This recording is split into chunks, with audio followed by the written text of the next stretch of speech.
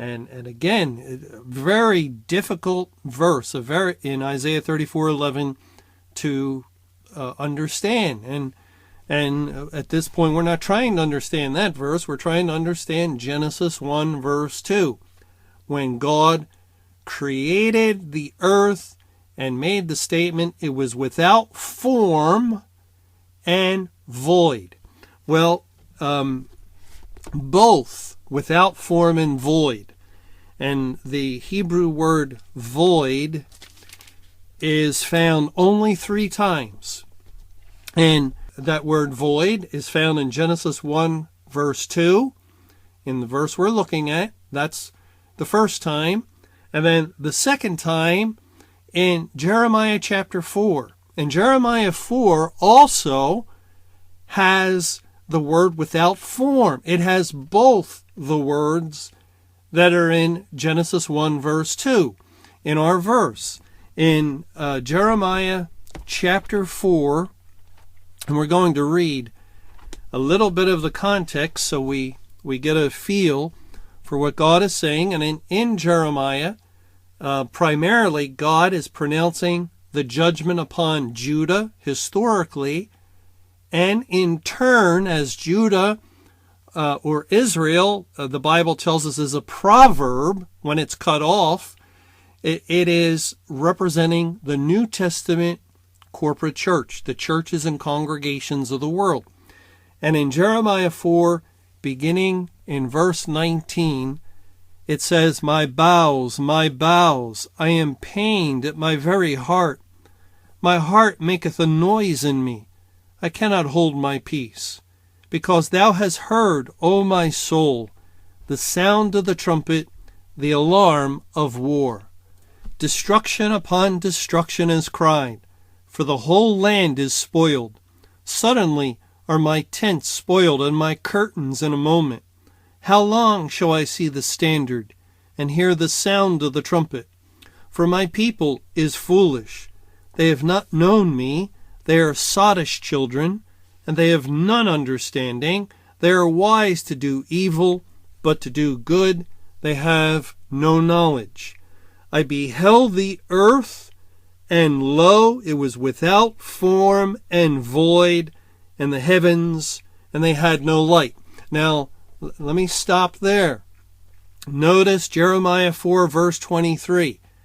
In the context of God's judgment upon his own people, which would be when spiritually, as we understand through much Bible study by this time, that God's judgment on Judah is a historical parable pointing to the judgment that will begin at the house of God at the end of time and the time of the Great Tribulation period.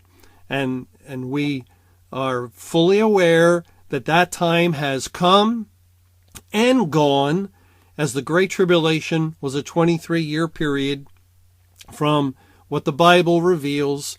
May 21, it began 1988, and May 21, it ended 2011. And over that 23 exact years, those 8,400 days, God brought judgment at the house of God. And this is what Jeremiah historically is pained about. It was a judgment on his own people. And that's why verse 22 spoke where God is speaking, my people is foolish, and they have not known me. They are sottish children, that is the professed children of God in the churches. They have none understanding. Remember, a little later in Jeremiah 8, verse 7, God will say, he will make this statement, the stork in the heaven knoweth her appointed times, and the turtle and the crane and the swallow observe the time of their coming, but my people know not the judgment of Jehovah. They have none understanding. They are wise to do evil, but to do good they have no knowledge. And that's certainly true of the church at the end of the world, the church of our time. They are extremely wise to do evil. There's all kinds of theologians that have written their books laying out various doctrines that are false and therefore evil, various gospels. The church is full of other kinds of gospels on how people can know they're saved by speaking in tongues or falling over backwards or accepting Christ. None of them are true and therefore evil. The church goes the extra mile to justify its evil doctrines, to justify making men bishops or deacons and elders and pastors that are not qualified. It goes out of its way and tries to lay everything out to justify their errors, and so they're very wise in that regard to do evil. But God says to do good they have no knowledge, and good would be to follow truth, to lay out what the Bible is actually saying regarding salvation, or regarding Sunday Sabbath, or regarding whatever the Bible addresses, or whatever point that God talks about. And there they lack wisdom. There they lack knowledge. And in that context, Jeremiah says, I beheld the earth, and that's also in our verse, in Genesis 1:2, the earth was without form and void. Well, here, I beheld the earth, and lo, it was without form and void. The identical statement in Genesis 1 verse 2 at the original creation. Why?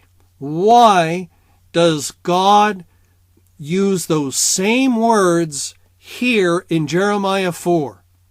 And remember, the word void is only found in Genesis chapter 1 verse 2, and here in Jeremiah 4 verse 23, and those are two of three places it's only found a third time, and that's in a verse we already looked at in Isaiah chapter 34.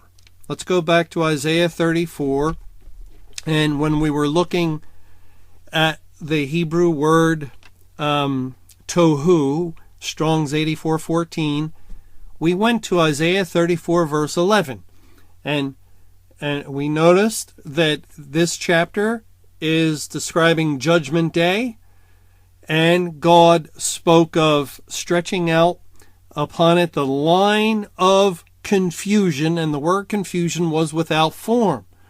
Well, it so happens that the Hebrew word void, which is bohu, without form, is the Hebrew word tohu, 84:14.